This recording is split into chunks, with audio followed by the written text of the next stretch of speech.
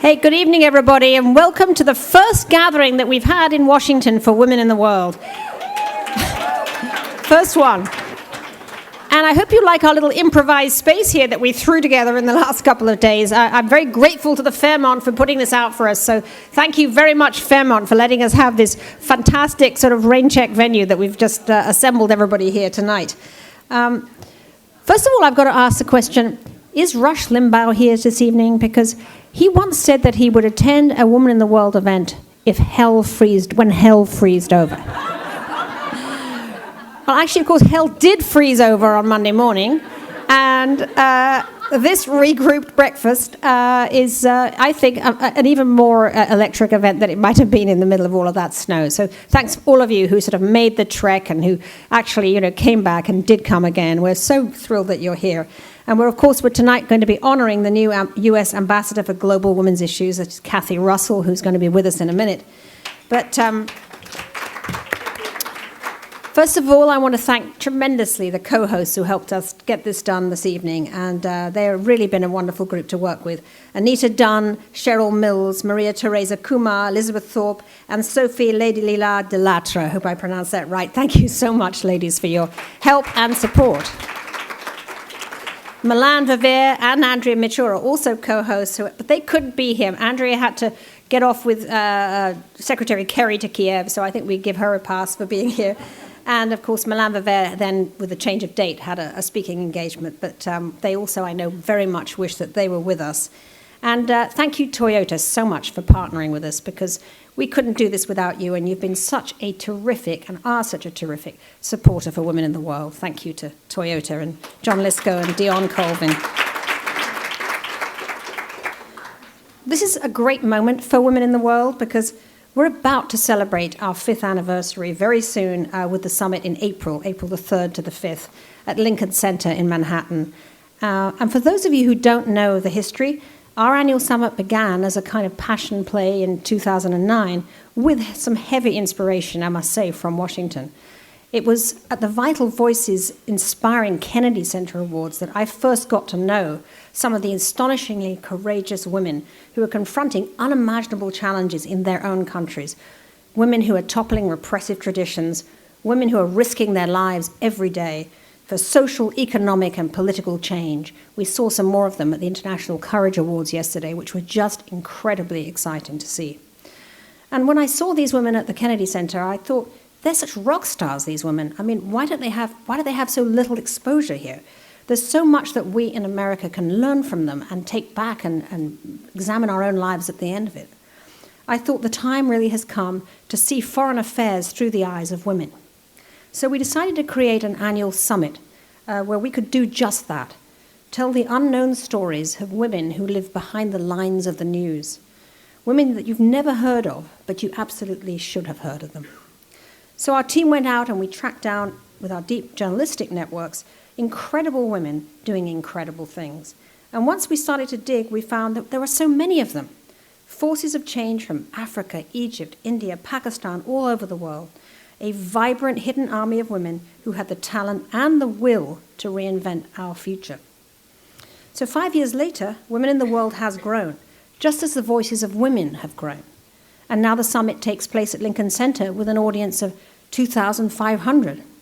Last year, it generated 44 million Twitter impressions, 1.1 billion press impressions, and 600,000 live streams. It seems that people are interested in women after all. And that's why we're bringing this kind of programming that we do to other cities and other audiences like the terrific group assembled in this room tonight. Before we get to the meat of that program, I first want to introduce a woman of great impact right here in Washington, Valerie Jarrett, Senior Advisor and Assistant to President Obama for Intergovernmental Affairs and Public Engagement. And most relevant to us, she heads the White House Council on Women and Girls. Valerie is a staunch champion of women's rights and also a great friend of women in the world. She actually, I think, was there in that little theater in the first time we did it where there were 300 people and somehow Valerie Jarrett. So welcome, Valerie, and come up here now. Thank you.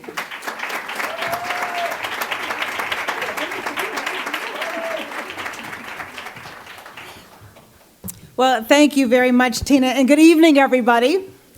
I am delighted to be here. And Tina, as for your leadership, all I can tell you is on Sunday afternoon when I was home in Chicago visiting my family, and I got word that my flight had been canceled, and I was trying to figure out how do I break it to Tina that there was literally not an airplane that was flying into D.C. that evening.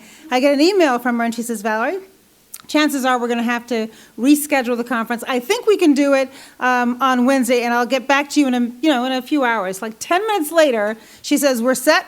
Wednesday, be there, 5:30, all done, found a place.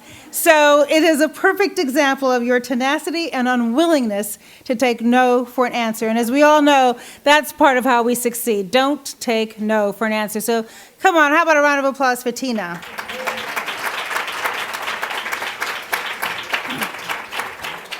Secretary Albright's in the house.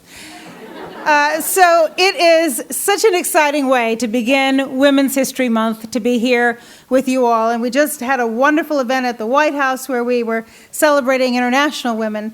And so dovetailing in with the fine work that Tina has been doing is a perfect compliment. And looking around this room, it is amazing to see so many accomplished, successful women who've all come out. And then there are a few brave, good men out there, too. So you're welcome. We're glad to have you.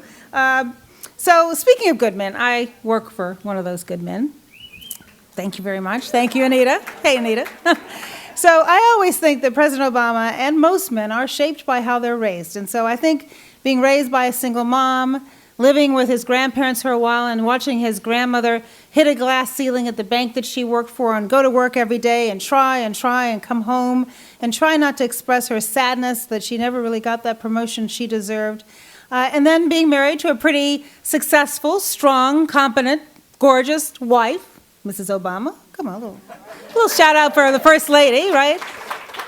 And then having these two wonderful daughters with whom he makes a point of getting home every night by 6:30 to have dinner with them, not to tell them about his day, because they're not actually interested in his day, but for him to listen about their days, because I think because he didn't have a dad, he was determined to be a better father to his children than his dad had been to him. And I think that really has shaped his perspective, which is why 5 years ago this month, he created the White House Council on Women and Girls, which, as Tina mentioned, I am honored to chair.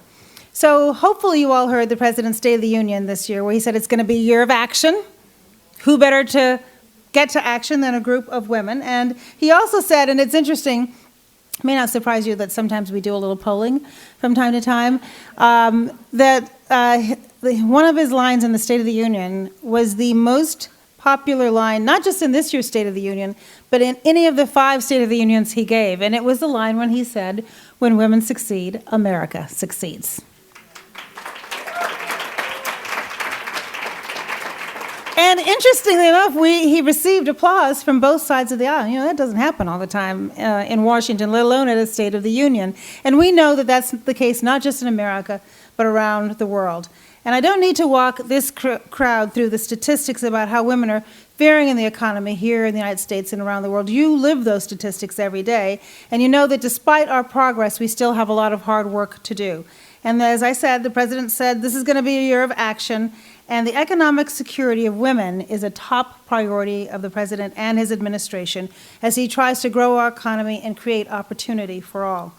You can tell a lot about a country by how the women are doing, and the President says that, quoting his mother very often, who did microlending around the world.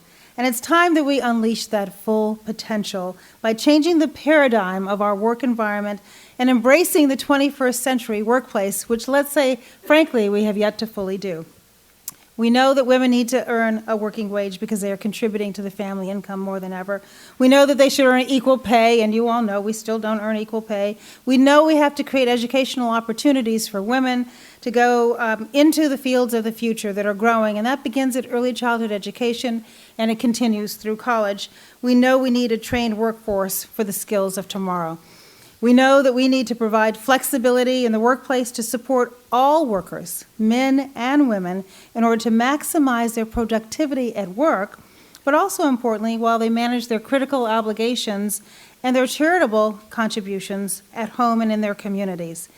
And with 1 in 5 women being victims of rape or attempted rape in their lifetime, and just look around this room, 1 in 5 women experience that.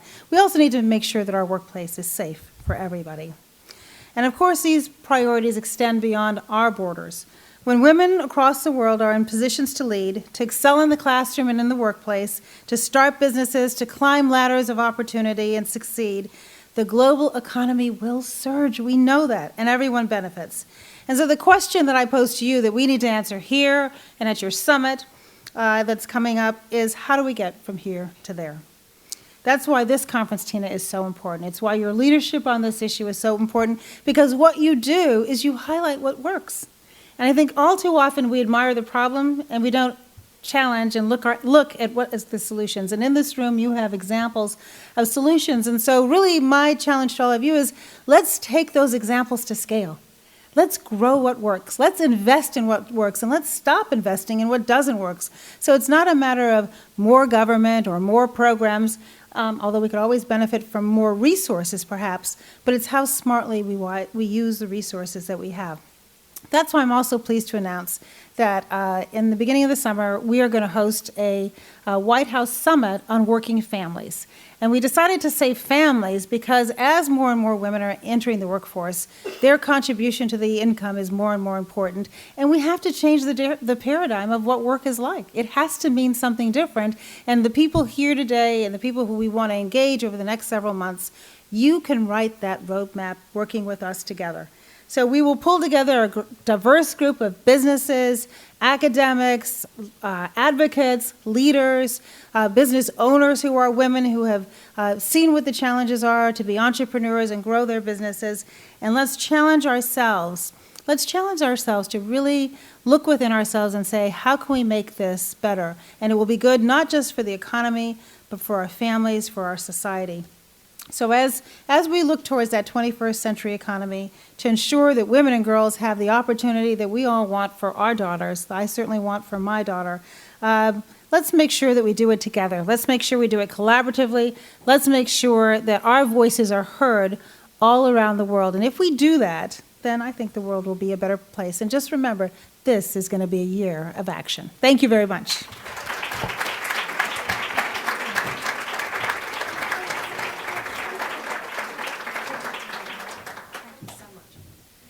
Thank you so much, Valerie. That's a call to arms, I must say. It's now a pleasure to introduce you to Dion Colvin, National Manager for Media Planning with Women in the World's in our Women in the World's presenting sponsor, Toyota, without whom today could not have happened. Dion and Toyota have been a great partner to us over the past several years and instrumental in bringing to life a series that we're very proud of that recurs at every summit. It's called Mothers of Invention. Dion herself has been a driving force for change in the way corporations help women and girls realize their potential. And the Mothers of Invention series is a fantastic example of that. Through this creative partnership we highlight and elevate young, unknown women creators, designers, innovators who have developed an invention or an initiative that's tackling a tangible problem in our world and cities. So let's take a look at a little bit of film about our past Mothers of Invention as we welcome Dion. Come up, Dion. Thank you.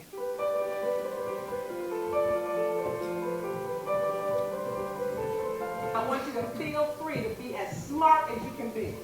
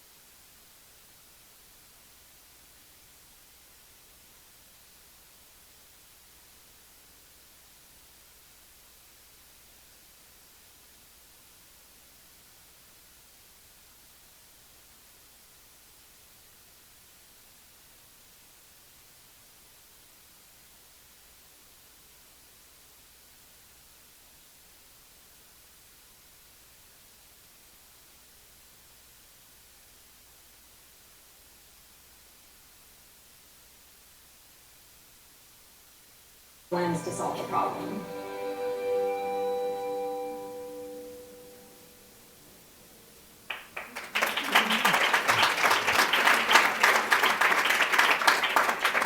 Thank you, Tina. This is such a phenomenal gathering of leaders, of women. I'm always so proud to share the stage with you, and I'm confident that tonight will be both inspirational and transformative.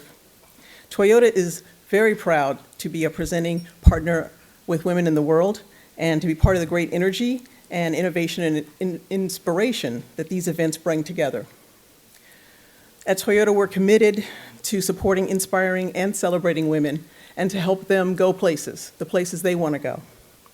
We're proud to demonstrate our ongoing commitment by honoring the mothers of invention, who are courageous women who are developing innovative solutions to some of the most pressing problems in our communities.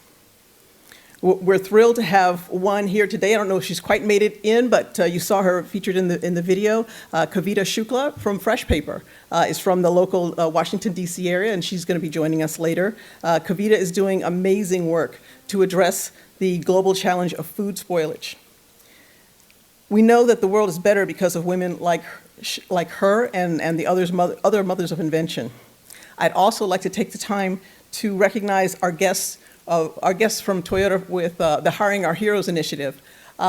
Noreen O'Neill and Laura Dempsey are here joining us tonight. We're very proud at Toyota that we're partnering with this ongoing initiative to support employment for returning troops, veterans, and military spouses. And again, a great group here in the local Washington area. Coming up later in today's program, we're excited to announce our second Toyota Mothers of Invention for this year, also someone who's based right here in Washington. I don't want to spoil the surprise, but I am extremely thrilled that this woman is being recognized today for her innovative programs and addressing the city's local food infrastructure issues that address the health for underserved individuals in various Washington communities. So I'll leave it at that. Thank you again for having us, and Tina, thank you very much.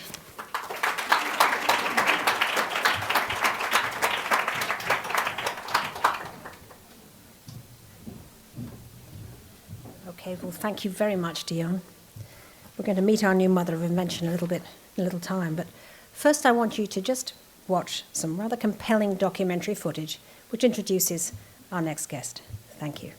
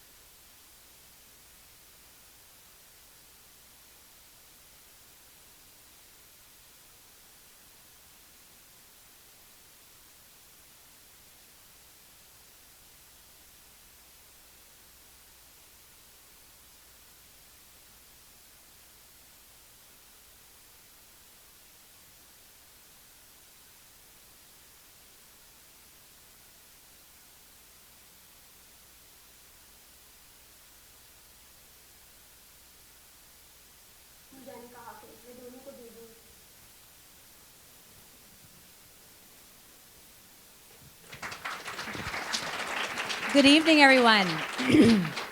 I'm Elise Nelson, President and CEO of Vital Voices, and on behalf of all of us at Vital Voices, we're thrilled to be partners with Tina and Women in the World and thrilled to welcome you to Washington. Leave it to Tina to, in 2 days, find the best venue for this kind of gathering. I'm thrilled to be here, and you might recognize one of my guests from the short clip. Humaira Bakhchal is working in Pakistan with women and girls. Also, that clip is from a larger film, which is made by my other guest, Academy Award-winning documentarian Sharmeen Obaid Chinoy. Welcome to both of you. Thank you. Many of you are probably very familiar with Charmaine's work. She won the Academy Award back in 2012, and she brought back to Pakistan the very first Academy Award the country had ever won. But I think what was more exciting was the content. I remember sitting there and seeing, a film on these issues does not typically win the Academy Award, even in the documentary film category.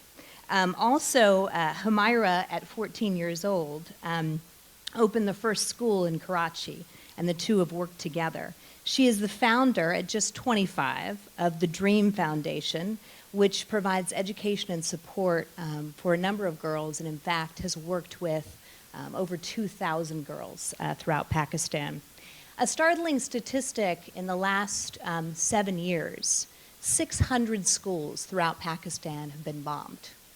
So you think about that, and then you look at this young woman who's 25 years old, and you think about at age 16, she decides, I'm going to open up a school in my home in Karachi. So what compels a 16-year-old to do that? Thank you, everyone. I'm really happy to be here and share something about my work and my country.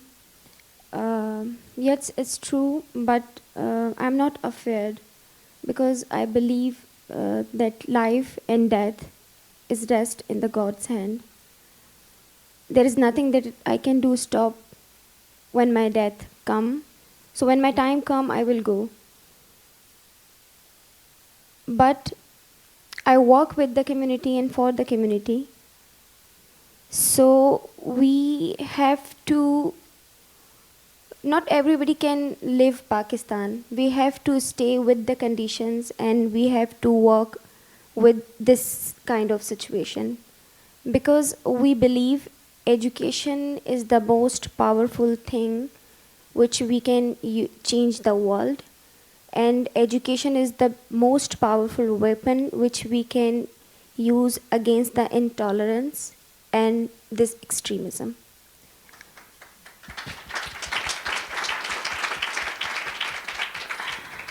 Because I start my first school with 3 classrooms, and now we have a purpose-built school that the ground floor is ready, and the first and second floor will be ready by September 2014.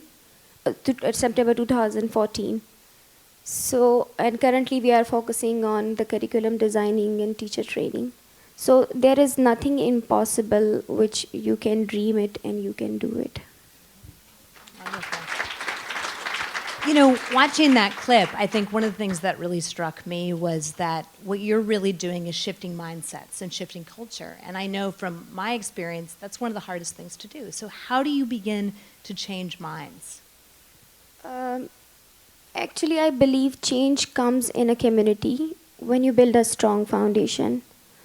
It is my belief that women are my community, resist change and opposed education because that's the world they grown up in.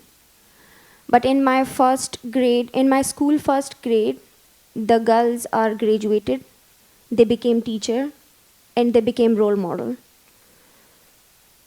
They became role model, and such as like they became a source of proud for their parents. So their parents also start believing that education is important. So let's try to convince few people and let those people to convince other people. Charmaine, you work to really shed light on stories like this one and women like Malala Yousafzai, which I know so many of us are very well aware of. Is this the exception, young heroines rising up to make change like this, or is it more common in Pakistan that you're beginning to see this? This is definitely not an exception, but this is the narrative of Pakistan that you never hear. And this is the narrative that one should hear, because across communities in Pakistan, you're finding grassroots change. And you're finding people like Humaira and others who are risking their lives every day to bring change in their communities. They don't make the headlines, they don't get any glamour, No documentary films are made about them. And they're literally risking their lives every single day. But they're doing it because they believe strongly that they do want a better tomorrow for the next generation. And I have been working on a series of documentary films, both about literate women and illiterate women. There are some fascinating stories about women who were never educated themselves, but who are fighting to free bonded labor in Pakistan, who are fighting for the rights of minorities in Pakistan. And that is the narrative of Pakistan that must get out. Because in the 24-hour news cycle that we have, there's a lot of fatigue about Pakistan. But when you hear about these stories, it actually gives you hope. And so I want to bring these stories forward because beyond the headlines, there are what I call percolations across the country. And those should be talked about because something is happening. You know, I think a really interesting trend that I see, you know, having worked in the space for many years, for so long it was women's organizations speaking out for girls, but now it's girls speaking for themselves. And that is so much more powerful. And it seems to be, I think, just gaining in momentum. And I'm just wondering if that's what you're seeing in Pakistan as well. You know, for a long time I've been saying this, and maybe because I'm a Smithi and a feminist, but it's because I think Pakistan's greatest assets are its women. And you know, so many more women are speaking up for themselves because the world has become such a closed place in terms of social media, access to other ideals, other thoughts. You know, I know Humaira regularly posts things on Facebook. I know other women do. I know people have conversations on Twitter, and it gives them hope and courage to speak up, knowing that there are other women around the world who are facing similar circumstances and who are continuing to fight the good fight. And so I do think social media has played an integral role in getting this generation to speak up for themselves and ask for their rights. You know, Humaira, you, I know you have a very different story in many ways than Malala Yousafzai because her father was extremely supportive of her going to school. And your father was not so supportive. So you had to be your own advocate, as you say, before you could advocate for so many other girls. How did you do that? Actually, it is not my father's fault.